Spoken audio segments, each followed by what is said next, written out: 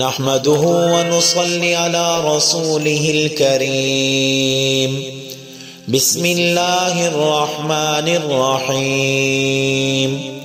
فتح مکہ جسے عظیم فتح بھی کہا جاتا ہے، یہ رسول اللہ صلی اللہ علیہ وسلم کے زمانے کا ایک غزوہ ہے جو 20 رمضان المبارک سن 8 ہجری بمطابق 10 جنوری سن 630 عیسوی کو پیش آیا۔ اس غزوے کی بدولت مسلمانوں کو شہر مکہ پر فتح نصیب ہوئی اور اس کو اسلامی قلمرو میں شامل کر لیا گیا۔ اس غزوے کا سبب قریش مکہ کی جانب سے معاہدہ صلح حدیبیہ کی خلاف ورزی تھی۔ اسی معاہدے کی خلاف ورزی کے جواب میں رسول اللہ صلی اللہ علیہ وسلم نے ایک عظیم الشان لشکر تیار کیا جو کہ 10,000 مجاہدین پر مشتمل تھا۔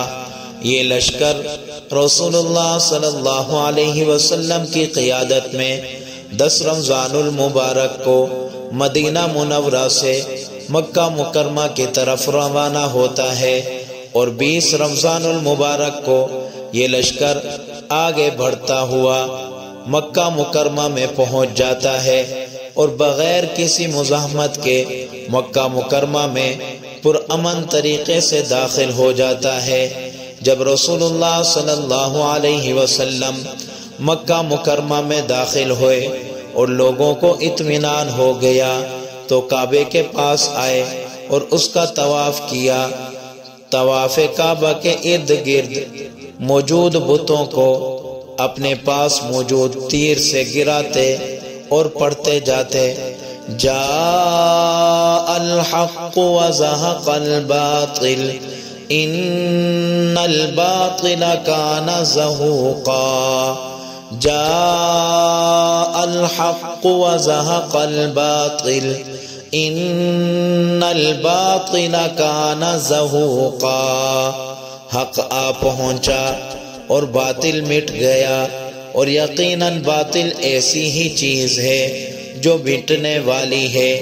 آپ صلی اللہ علیہ وسلم نے یہ عظیم شہر فتح فرمایا۔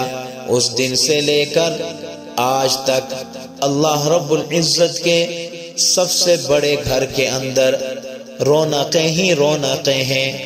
ہر کوئی اپنے دل کے اندر یہی تڑپ رکھتا ہے، میں اللہ رب العزت کا عظیم گھر بیت اللہ دیکھ لوں۔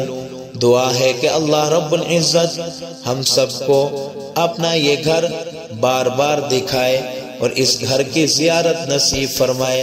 اللہ تبارک و تعالی ہمیں حج و عمرہ کی سعادت نصیب فرمائے اور رسول اللہ صلی اللہ علیہ وسلم کا روضہ دکھائے۔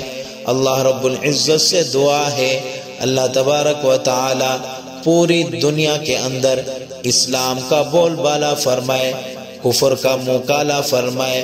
اللہ رب العزت اسرائیل کو تباہ و برباد فرمائے اور فلسطینی مجاہدین کی مدد و نصرت فرمائے اور انہیں کامیابی عطا فرمائے، آمین۔